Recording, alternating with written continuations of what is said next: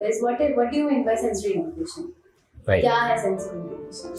सो हमारी बॉडी में बहुत सारे सेंसरी सिस्टम्स ऑलरेडी अवेलेबल होते हैं, जैसे आपकी आईज विजन के लिए रिस्पॉन्सिबल है, आपकी ईयर सुनने के लिए रिस्पॉन्सिबल है। सिमिलरली सबको पता है कि 5 सेंसेस हमारी बॉडी में होते हैं, बट हमारे कुछ और सेंसेस भी हैं जिनको हम इंटरनल सेंसेस बोलते हैं। वो हमें बताते हैं कि क्या आप सीधे बैठे हैं या टेढ़े बैठे हैं, क्या आप ज़्यादा मूव कर रहे हैं या आप स्लो हैं, या आपकी पोजीशन ओवरऑल क्लासरूम में क्या होनी चाहिए और क्या है। इन सारे सेंसरी सिस्टम्स को मिला के आप सारी functioning, day to day functioning करते हैं। सेंसरी इंटीग्रेशन का मतलब ये है कि ये सारे सेंसरी सिस्टम्स एक साथ एक दूसरे के साथ मिलके काम करने चाहिए। सेंसरी इंटीग्रेशन का मतलब है कि अगर ये सेंसरी सिस्टम्स एक साथ काम करें तो ही आप एक लर्निंग वाइज या न्यू स्किल्स डेवलपमेंट वाइज या चाइल्ड डेवलपमेंट वाइज अपने पाथ पर अगर आगे चल पाते हैं। अगर ये सेंसरी सिस्टम्स एक साथ काम ना करें, अलग अलग काम करें, तो कहीं ना कहीं कुछ प्रॉब्लम्स आती हैं। My next question is, what do you mean by sensory diet in sensory integration? जो डाइट का जो मीनिंग है, जो हम सिंपल मीनिंग जानते हैं कि डाइट का मतलब है हमारी जो रोज की जो फूड है, जो इनटेक है, वो एक डाइट है। सेंसरी डाइट में भी हम ये बात करते हैं कि कुछ ऐसी चीज़ें, कुछ ऐसी प्रोग्राम, कुछ ऐसी एक्टिविटीज़ चाइल्ड को अगर दी जा सके जो उनके न्यूट्रिशन जो फूड से मिलता है, यहाँ सेंसरी से उनको न्यूट्रिशन मिलेगा ब्रेन को। So sensory diet is meant for nutrition of the brain. If the brain gets the nutrition, the brain will work very well. The brain will function in a way where it will be helpful for the child to reach the potential that the child is capable of. So sensory diet is a plan, is a program given, designed to the child. Parents को भी उसमें train किया जा सकता है, लेकिन basically intention ये है कि brain को कुछ ऐसा activities से stimulation मिले जिससे brain की development हो सके। My next question is that how sensory integration help in normal as well as children with special needs? So sensory जो सिस्टम्स हैं हमारे, ये एक फाउंडेशन होते हैं किसी भी हायर लेवल स्किल्स के लिए। जो जीन एयर्स, जिन्होंने सेंसरी इंटीग्रेशन थ्योरी डेवलप करी थी, शी हाइपोथेसाइज्ड एट दैट टाइम कि जो हमारी विजन, हियरिंग, स्पीच, ये जो सिस्टम्स हैं, ये तब तक अच्छे नहीं हो सकते, चाहे वो रेगुलर चाइल्ड हो, चाहे वो स्पेशल नीड्स बच्चे हो, जब तक हमारे सेंसरी सिस्टम्स, विजन, हियरिंग के पहले हमारे बॉडीली सिस्टम्स, हमारे मसल्स, हमारे जॉइंट्स की जो सेंसेशंस हैं, अगर ये नॉर्मल नहीं है या एक साथ काम नहीं कर रहे हैं जैसे इंटीग्रेशन में करने चाहिए, तो आपकी जो बाकी एबिलिटीज़ हैं विजन, हियरिंग, स्पीच को लेकर, वो भी अच्छे से डेवलप नहीं हो पाएंगी। मीनिंग देयर बाय कि अगर मैं किसी भी चाइल्ड को, चाहे वो रेगुलर चाइल्ड हो, चाहे वो स्पेशल नीड चाइल्ड हो, अगर मैं उनके सेंसरी सिस्टम्स या इंटरनल सेंसरी सिस्टम्स के ऊपर उनको हेल्दी ना बनाऊं, तब तक मुझे और ऊपर सेंसरी सिस्टम्स में भी प्रॉब्लम्स आएंगी। Okay. And next question is, how sensory integration help in development of children? So sensory systems जो होते हैं वो 2 प्राइमरी फंक्शन करते हैं। One is protection. अगर कोई चीज़ गर्म या ठंडी है तो आपका टच सेंस आपको बताता है कि ये गर्म या ठंडा है और आपको वो छूना नहीं चाहिए, क्योंकि अगर आपको पता नहीं चलेगा तो आप कहीं ना कहीं अपने आप को नुकसान पहुंचा लेंगे। सिमिलरली जो आपकी हियरिंग है वो आपको ज़्यादा साउंड, कम साउंड बताती है, जो आपकी विजन है वो आपको बताती है। सारे सेंसरी सिस्टम्स आपको एक इन्फॉर्मेशन देते हैं और वो इन्फॉर्मेशन आपको या तो आपकी खुद की इंजरी से बचाते हैं या फिर आपको हेल्प करते हैं डिस्क्रिमिनेट करने में, ये रफ है या स्मूथ है, ये चीज़ आपको सेंसरी सिस्टम बताता है। ये जो सिचुएशन है साउंड वाली, ये साउंड वाली सिचुएशन मेरे लिए ठीक है, टॉलरेबल है, या मुझे यहाँ से हट जाना चाहिए, ये भी आपको सेंसरी सिस्टम बताता है। सिमिलरली आपका जो बॉडीली सेंस है वो आपको बताता है, अगर मैं क्लासरूम में बैठा हूँ तो मुझे Kameng feeling, Kameng state of mind मेरा होना चाहिए। ये सेंसरी सिस्टम आपको बताते हैं, तभी आप वो काम रह पाते हो। वर्सेस अगर आप क्लासरूम में नहीं है, अगर आप प्लेग्राउंड में है, तो यही सेंसरी सिस्टम्स आपको बोलते हैं अब आपको मूव करना है, अब आपको ज़्यादा मूव करना है।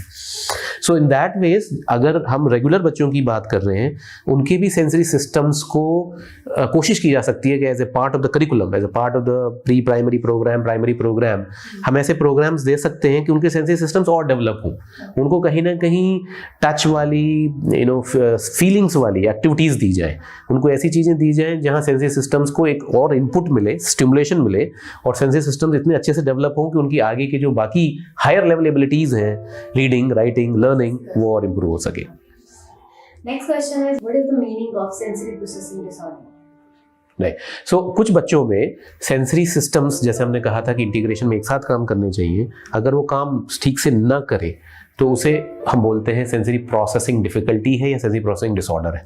सेंसरी प्रोसेसिंग डिसऑर्डर अगर किसी चाइल्ड को है तो उसे कुछ डिफिकल्टीज को फेस करना पड़ेगा। से for example, one is child might get more sensitive to some certain stimulus. For example, मुझे ये वाले क्लोथ्स नहीं पहनने हैं। जब तक ये चीज़ एक एवरेजनेस में है तब तक ठीक है, लेकिन अगर कोई ऐसा चाइल्ड हो जो विंटर में भी कुछ भी क्लोथ्स डालना नहीं चाहता है, इसका मतलब उसका जो टच का सेंसरी सिस्टम है वो इतना ज़्यादा एक्टिव है कि वो उसको रॉन्ग सिग्नल दे रहा है। वो उसे ये बता ही नहीं पा रहा है कि क्लोथ्स पहनना उसके लिए बहुत ज़रूरी है। Similarly that can happen in any sensory system. आपके साउंड सिस्टम में ऐसा हो सकता है कि आप बार बार एक साउंड को सुनना चाह रहे हैं और साउंड को सुनने के लिए आप बार बार खुद ही साउंड क्रिएट करेंगे। आप टेबल के ऊपर टैप करेंगे, आप जो है पेंसिल को कुछ करेंगे, कुछ ऐसा करेंगे जो बाकी लोग ये समझेंगे कि ये या तो सोशली ऑड है या वो ये समझेंगे कि आप अटेंशन जो क्लासरूम में देना है उसको देने के बजाय कुछ और चीज़ों में एक्टिव हो रहे हैं। एक्चुअली उस बच्चे की सेंसरी प्रोसेसिंग डिसऑर्डर की वजह से ये बिहेवियर्स दिखते हैं। हैंस दैट इज़ वाई जब भी हमें बिहेवियर्स दिखते हैं किसी बच्चे में, हमें सीधे ये जंप नहीं करना चाहिए कि चाइल्ड ने कहीं कुछ गलत सीख लिया है, कुछ उसके अंदर शायद उसके अंदर एक स्टबननेस है, उसके अंदर एक बदमाशी है जो वो हमारे बात को फॉलो नहीं करना चाह रहा है। बल्कि हमें ये समझना चाहिए कि कहीं ऐसा तो नहीं है कि उसके सेंसरी सिस्टम्स उसको रॉन्ग सिग्नल दे रहे हैं और उससे ये करवा रहे हैं। Next question is, how much sensory integration helps in autism spectrum disorder? Autism में ज़्यादातर बच्चों को एक डिफ़िकल्टी, जो कोर डिफ़िकल्टी हम बोलते हैं, वो है कम्युनिकेशन। बट उसके साथ साथ एक और डिफ़िकल्टी आती है, हम यूजुअली बोलते हैं कि वो जस्ट राइट स्टेट में नहीं है। मतलब वो जो सिचुएशन उनसे डिमांड कर रही है, अटेंशन, फोकसिंग, इंस्ट्रक्शन को फॉलो करना, सुनना, समझना, वो समहाउ इंटेलिजेंस नॉर्मल होने के बावजूद भी वो स्टेट में नहीं है कि वो उन चीज़ों को एक्सप्रेस कर सकें और रिसीव कर सकें। And that is why sometimes parents या प्रोफेशनल भी कई बार ये मानते हैं कि they are very bright, cognitively बहुत अच्छे हैं, लेकिन फिर भी उनकी जो परफॉर्मेंस है वो बाकी बच्चों की कंपैरिजन में, उनकी जो बिहेवियर्स हैं वो बाकी बच्चों के कंपैरिजन में उस लाइन में, उस सिंक में नहीं दिखते हैं। सेंसरी इंटीग्रेशन इश्यूज की वजह से वो उनका ब्रेन कुछ डिफरेंट वे में काम करता है। उनका ब्रेन हमारी तरह काम नहीं कर रहा है। वो ये समझ नहीं पा रहा है कि छोटी छोटी चीज़ों को ऊपर ध्यान देने के बजाय बड़ी पिक्चर देखनी चाहिए। फॉर एग्जाम्पल, कुछ बच्चे ऑटिज्म वाले कार को चलाने के बजाय कार को उल्टा करके उसकी व्हील को गोल गोल घुमा रहे होते हैं। उन्हें सिर्फ इस बात पे ध्यान है कि जो गोल घूमने से जो मुझे विजन मिलेगा, जो मुझे एक स्टिमुलेशन मिलेगा, मैं पूरा फोकस, टाइम, एनर्जी, इंटरेस्ट सारा वहाँ लगा रहा हूँ। जबकि ये सिर्फ एक सेंसरी सिस्टम से कनेक्टेड है, वो है विजन। हम चाहते हैं कि बच्चे अगर सीखें तो वो कार को ऊपर नीचे करना भी सीखें, चलाना भी सीखें और एक दूसरे चाइल्ड के साथ खेलना भी सीखें। सेंसरी इंटीग्रेशन इश्यूज उनको उसमें लिमिटेड कर रहा है। अगर हम उनके सेंसरी इंटीग्रेशन इश्यूज को आइडेंटिफाई कर लें और उसको ट्रीट करें तो मे बी हम उनकी सोचने का दायरा इतना बड़ा कर पाएंगे कि उनकी जो फिजिकल, कॉग्निटिव, इंटेलिजेंस एबिलिटीज़ हैं वो और ज़्यादा यूज़ कर पाएंगे, जो कि ऑलरेडी है कहीं इंटरनली, बट हमारी नज़र में वो एक्सप्रेस नहीं हो रही। Next question is it possible a child may have sensory processing issues but not be autistic? Yes, it is possible. Sensory processing difficulties can happen in any child. It can also happen individually. Means you will not have any other diagnosis. आपको कोई और diagnosis नहीं है, कोई और problem नहीं है। कई बार ये पेरेंट्स के लिए एक्सेप्ट करना मुश्किल हो जाता है कि अदरवाइज मेरा चाइल्ड जो ठीक से उठ बैठ रहा है, बात कर रहा है, उसको क्या सेंसरी इश्यूज हो सकते हैं। पर ये ट्रू है कि सेंसरी इश्यूज किसी को भी हो सकते हैं। इनफैक्ट सेंसरी हम सब में प्रेजेंट है। अगर आप क्लास में बैठ कर के पैर हिलाते हैं तो वो सेंसरी की वजह से हिलाते हैं। अगर आप याद करते समय थोड़ा हिलते हैं तो वो भी सेंसरी की वजह से है। लेकिन सेंसरी इश्यूज नॉर्मल चाइल्ड में आपको तब भी दिखते हैं जब ये वाले इश्यूज, या तो ये सेंसरी सिस्टम्स पूरी तरह से डेवलप्ड नहीं हुए हैं, वो अभी भी during the phase of development चल रहे हैं, उनमें कुछ लैग है। हर बच्चा एक पर्टिकुलर एज पर ही सारी चीज़ें नहीं सीख पाता है। सेंसरी सिस्टम्स अगर प्रोसेस में है डेवलपमेंट के, उस प्रोसेस में आपको ये दिखेगा कि कोई बच्चा ज़रूरत से ज़्यादा चीज़ों को माउथ में डाल रहा है, जो कि हमें हर बच्चे में दिखता है, बट एक पर्टिकुलर एज पे दिखता है, उसके बाद चला जाता है। अगर ये सेंसरी सिस्टम्स ठीक से डेवलप ना हो तो प्रॉब्ली आपको यही चीज़ आगे भी दिखेगी। सिमिलरली हाइपर एक्टिविटी, ज़्यादा इधर उधर जाना, जिसे हम कॉमन भाषा में चंचलता बोल देते हैं। चंचलता का मतलब सिर्फ ये नहीं होता है कि पेरेंट्स ने ठीक से उनको नहीं सिखाया है या टीचर्स स्ट्रिक्ट नहीं है।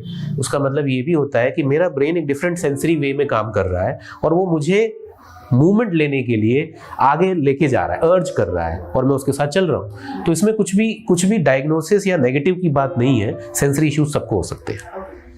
Next question is common sensory issues क्या है बच्चे के अंदर? एक कैटेगरी ऑफ सेंसरी इश्यूज ये है कि चाइल्ड ज़्यादा सेंसिटिव हो जाते हैं। सेंसिटिव मतलब मुझे कोई साउंड कहीं कुछ एनवायरनमेंट में नहीं है, फिर भी मैं अपने कान बंद कर रहा हूँ।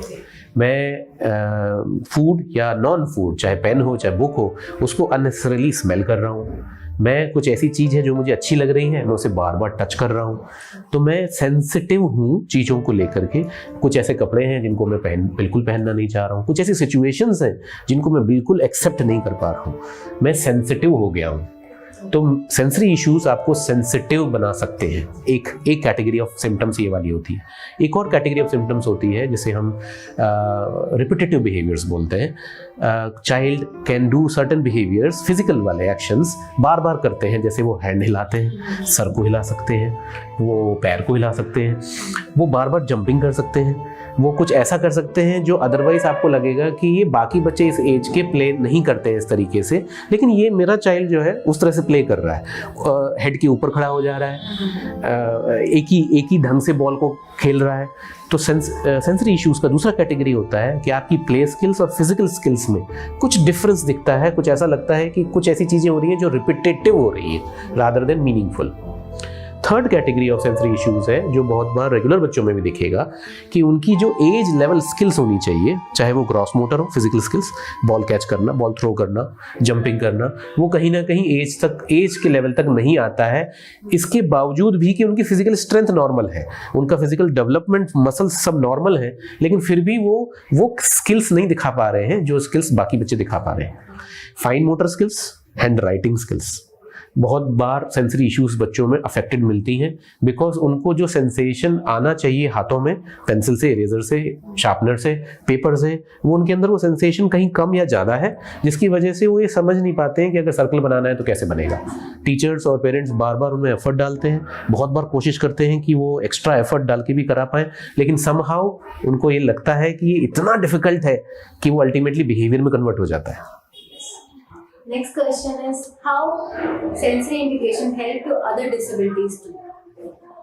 सेंसरी इश्यूज जैसा मैंने बताया था कि नॉर्मल, रेगुलर और बाकी बच्चों में, ऑटिज्म बच्चों में मिलता है। सिमिलरली सेंसरी इश्यूज क्योंकि एक फाउंडेशनल स्किल्स है, अटेंशन, लर्निंग, इमोशन के लिए रिस्पॉन्सिबल है, बिकॉज आप सेंसरी सिस्टम जब वर्क करते हैं तो इनके ऊपर भी आप एक अचीव करते हैं डेवलपमेंट को। किसी भी डिसेबिलिटी में, किसी भी पॉपुलेशन में सेंसरी इश्यूज को आप असेस कर सकते हैं, या असेस ना करें तो भी एक प्रोग्राम के जैसे उनकी नॉर्मल डेवलपमेंट को और फोस्टर करने के लिए ये प्रोग्राम डेवलप किया जा सकता है। बहुत सारे चिल्ड्रन जिनको ऑटिज्म नहीं है बट अदर डेवलपमेंटल डिसेबिलिटीज हैं, मे बी डेफनेस है, मे बी विजन इश्यूज है, या अदरवाइज फिजिकल डिफिकल्टी है प्राइमरीली, उनको भी सेंसरी इश्यूज उनके साथ, उनकी जो प्राइमरी डिफिकल्टी है उसके साथ साथ वो भी मिलता है, हमेशा कॉमनली देखा जाता है। My next question is, हमारे पास 5 सेंसेस हैं, सेंसरी इंटीग्रेशन में कुछ और सेंसेस भी आती हैं? हमारे सेंसरी इंटीग्रेशन थ्योरी में 5 जो बेसिक सेंसेस हैं, touch, hearing, vision, smell, listening, उसके अलावा 2 और सेंसरी सिस्टम्स को इम्पोर्टेंस दी गई है। एक सेंसरी सिस्टम है जो रिस्पॉन्सिबल है इस चीज़ के लिए कि वो आपको आपकी बॉडी की पोजीशनिंग क्या है, आपका हैंड्स ट्विस्टेड है या स्ट्रेट है, वो आपकी पोजीशनिंग को बताता है। ये सेंसरी सिस्टम का रोल है कि अगर आपको एक पेंसिल पकड़नी है और अगर आपको एक हैमर हथौड़ा पकड़ना है तो दोनों में क्या आपकी ग्रिप में डिफरेंस आएगा, दोनों में फोर्स में क्या डिफरेंस आएगा, दोनों के यूसेज में कैसे डिफरेंस आएगा, ये चीज़ आपको एक इंटरनल सेंस के थ्रू बताता है वो सेंसरी सिस्टम। एक और सेंसरी सिस्टम है जो आपको बताता है हाइट्स के बारे में, स्पीड के बारे में, आपकी खुद की बॉडी की स्पीड के बारे में और आपके मसल टोन के बारे में, आपकी पोस्चर के बारे में। ये जो दूसरा सेंसरी सिस्टम है ये वो वाला सेंसरी सिस्टम है जो अगर अफेक्टेड हो तो बच्चों को बहुत बार हाइट से डर लगेगा, उनको डिफ़िकल्टी होगी साइकिलिंग वगैरह सीखने में, उनको डिफ़िकल्टी होता है अगर वो किसी ऐसी सरफेस पे चल रहे हों जो थोड़ा शेकी है, जो थोड़ा स्टेबल नहीं है, तो वो उस पर जाने पर बिल्कुल अवॉइड करते हैं, या अगर जाते हैं तो उनकी जो बिहेवियरल सिचुएशन हमें दिखती है वो बहुत एप्रीहेंसिव वाली, बहुत फियर वाली दिखती है। ये जो सेंसरी सिस्टम है जिसको वेस्टिबुलर सिस्टम बोलते हैं, ये ऑल्सो रिस्पॉन्सिबल होता है अटेंशन डेवलप करने के लिए। आईज के साथ, विजन के साथ मिलके ये सेंसरी सिस्टम आपकी पहले तो आपकी खुद की बॉडी की पोजीशनिंग क्या है उसके बारे में आपको हेल्प करेगा। आपको ये बताएगा कि आप तेज दौड़ रहे हैं कि आप एक जगह रुके हुए हैं, विच मीन्स इसका जो कनेक्शन होगा वो हाइपर एक्टिविटी जो बिहेवियर दिखता है बच्चों में उसमें भी आपको रोल प्ले करता है। The most important question जो पेरेंट्स के मन में ऑलवेज रहता है कि OT एंड सेंसरी इंटीग्रेशन किस एज तक कराना चाहिए, कैसे उसका हेल्प? ऑक्यूपेशनल थेरेपी एक मेंटल हेल्थ प्रोफेशन है और ये through out the life help कर सकता है। ऑफ कोर्स एक ट्रेंड और एक्सपर्ट ऑक्यूपेशनल थेरेपिस्ट की ज़रूरत होती है, age appropriate, situation appropriate, stage appropriate. Child का जो लेवल है कम्युनिकेशन का, इंटेलिजेंस का, फिजिकल स्किल्स का, उसको ध्यान में रखकर ही ऑक्यूपेशनल थेरेपिस्ट को अपने गोल बनाने पड़ते हैं। तो एक ऐसा चाइल्ड जो एडोलेसेंस में आया है या एडल्ट्स में हमारे पास आया हुआ है, अगर हमें उसमें कुछ ऐसी चीज़ें सेंसरी वाली दिख रही हैं जो या तो रिपीटेटिव बिहेवियर के रूप फॉर्म में है या कुछ ऐसे फॉर्म में है जहां वो फिजिकल स्किल्स ठीक से नहीं कर पा रहे हैं, तो ऑक्यूपेशनल थेरेपिस्ट हेल्प करेगा उस चाइल्ड को, या तो सेल्फ रेगुलेशन सिखाने में हेल्प करेगा कि अगर मुझे खुद ही अपनी चीज़ें कंट्रोल करनी हो जो मुझे नहीं करनी चाहिए, वर्सेस छोटे बच्चों में हम कोशिश करते हैं कि सेल्फ रेगुलेशन किसी और की हेल्प से आएगा, मदर हेल्प करेगी उसको काम डाउन होने में, थेरेपिस्ट हेल्प करेगा काम डाउन होने में। एडोलेसेंट्स एंड एडल्ट्स में ऑक्यूपेशन थेरेपिस्ट का सेंसरी इश्यूज में ये रोल होता है कि हम उस इंडिविजुअल को ही कैसे एम्पावर करें, कैसे उसको एक केपेबल बनाएं कि वो खुद अपने सेंसरी इश्यूज को कंट्रोल कर सके। Last question is for you is earliest sign of sensory processing disorder which parents should know? Parents should know कि अगर उन्हें कोई ऐसा बिहेवियर चाइल्ड में दिख रहा है जो एक छोटी उस एज में यूजुअली नहीं दिखता है। से फॉर एग्जांपल चाइल्ड की चंचलता इतनी ज़्यादा है कि उसके साथ बैठ करके उससे कम्युनिकेट करना, उसको कुछ भी लर्निंग कराना, उसके साथ सिटिंग बिहेवियर में कुछ भी अचीव करना बिल्कुल पॉसिबल नहीं है। तो क्या ये कहीं ऐसा तो नहीं है कि कोई सेंसरी सिस्टम है जो उनको इस तरह के बिहेवियर की तरफ लेके जा रहा है। दूसरा कैटेगरी होता है सेंसिटिविटी। कहीं भी कोई ऐसा बिहेवियर दिखता है जिसको आप एक्सप्लेन नहीं कर पा रहे हैं खुद को। मैं चाइल्ड को कपड़े चेंज करा रहा हूँ और चाइल्ड इतना ज़्यादा रेजिस्ट कर रहा है, हिटिंग कर रहा है, बिहेवियर दिखा रहा है, जहाँ हमें लग रहा है कि हम समझ नहीं पा रहे कि ट्रिगर क्या है और बिहेवियर क्या है। तो हमेशा सेंसरी के बारे में सोचना चाहिए कि कहीं कुछ मैच नहीं कर रहा है।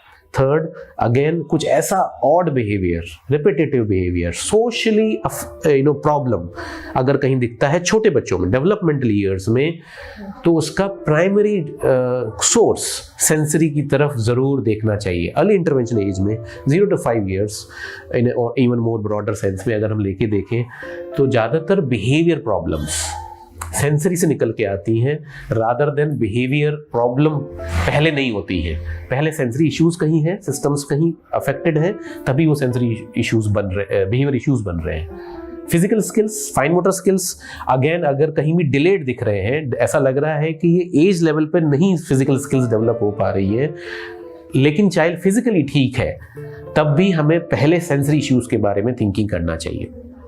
कुछ और चीज़ें हैं जो बहुत कॉमनली सेंसरी इश्यूज में बहुत जल्दी दिखाई दे जाती हैं। अगर कोई चाइल्ड अपने पेरेंट की हग्स को, अफेक्शन को, नॉर्मल से टच को भी एक्सेप्ट नहीं कर पा रहा है, रेजिस्ट कर रहा है, टेंट्रम कर रहा है या फाइट करता है, लड़ता है, तो कहीं ना कहीं हमें सेंसरी के बारे में सोचना चाहिए, क्योंकि और कोई वजह नहीं है कि चाइल्ड हमारे अफेक्शन को, उस फिजिकल टच को, कांटेक्ट को कहीं एक्सेप्ट न कर पाए, और कोई वजह नहीं होती है। तो जब भी हमें ऐसा चीज़ मिले जो हमें हमारे लिए खुद के लिए डिफिकल्ट है एक्सप्लेन करना, हमें सेंसरी के बारे में ज़्यादा सोचना चाहिए। Thank you so much for sharing your information. And last, I request you please share some views about our YouTube channel, Help for Special. Help for special children एक यूट्यूब चैनल है जो awareness create करने के लिए develop किया गया है, work कर रहा है। आई थिंक ये एक बहुत बड़ा मेजर स्टेप है। Using technology for creating awareness बहुत ज़रूरी है, खासकर इंडिया में जहाँ मेंटल हेल्थ प्रोफेशनल्स बहुत कम है। Right from the level of diagnosing a child, बहुत सारे जगह पर mental health professionals, developmental paediatrics हो या साइकाइट्रिस्ट हो, साइकोलॉजिस्ट हो, ऑक्यूपेशनल थेरेपिस्ट हो, ये अवेलेबल ही नहीं है। पेरेंट्स को, उन पेरेंट्स को जहाँ क्वेश्चंस हैं अपने चाइल्ड के डेवलपमेंट के बारे में, उनकी मेंटल हेल्थ के बारे में, उनके बिहेवियर के बारे में, कई बार ये जवाब ही नहीं मिल पाता होगा क्योंकि उनके पास कई बार सही प्रश्न भी नहीं है। टेक्नोलॉजी उनको एटलीस्ट सही क्वेश्चंस देगी जिसको वो फिर प्रोफेशनल्स को पूछ पाएंगे, या एटलीस्ट प्रोफेशनल्स को देख पाएंगे, समझ पाएंगे कि ये क्या बात कर रहे हैं और किस बारे में बात कर रहे हैं। हम कई बार ये भी मान के चलते हैं कि बहुत सारी सिटीज़ ऐसी होंगी जहाँ प्रोफेशनल्स अवेलेबल नहीं है, बट मेंटल हेल्थ एक ऐसा टैबू है, वर्ड है, बिहेवियर प्रॉब्लम्स या साइकोलॉजी प्रॉब्लम्स एक ऐसा टैबू वर्ड है जहाँ अवेयरनेस ही उसको टैबू को दूर कर सकता है। अदरवाइज हम ये मान के चलते हैं कि ये सिर्फ कुछ लोगों को होता है, या कुछ ऐसे लोगों को होता है जिन्होंने शायद अपनी लाइफ में अपने बच्चों पे ध्यान नहीं दिया है या खुद पर ध्यान नहीं दिया है, बहुत स्ट्रेसफुल रहे हैं may be, all those things. But mental health एक ऐसी चीज़ है जो ये आगे फ्यूचर में हर घर में कहीं ना कहीं कुछ ऐसी चीज़ें होंगी जिनको हमें डील करने की ज़रूरत है, चाहे वो हमारी खुद की स्ट्रेसफुल लाइफ हो, चाहे चाइल्ड का डेवलपमेंट हो, और चाहे हमारे ओल्ड एज वाले पेरेंट्स की से रिलेटेड कुछ साइकोलॉजी रिलेटेड इश्यूज़ हो। Technology will help professionals and parents to connect beyond the distance. मैं दिल्ली में हूँ, लेकिन जो पेरेंट कहीं और, कहीं दूर दराज में होगा, वो कहीं ना कहीं मेरे से जुड़ पाएगा, उस प्लेटफॉर्म से जुड़ पाएगा, उन सर्विसेज से जुड़ पाएगा जहाँ उसको उसकी ज़रूरत है। अगर हम कुछ बच्चों को और बहुत सारे बच्चों को उनकी लाइफ को टाइम रहते हुए टेक्नोलॉजी की वजह से इनपुट दे पाए, तो उससे और बेटर प्रोडक्टिव वर्क नहीं हो सकता। Thank you so much for sharing some beautiful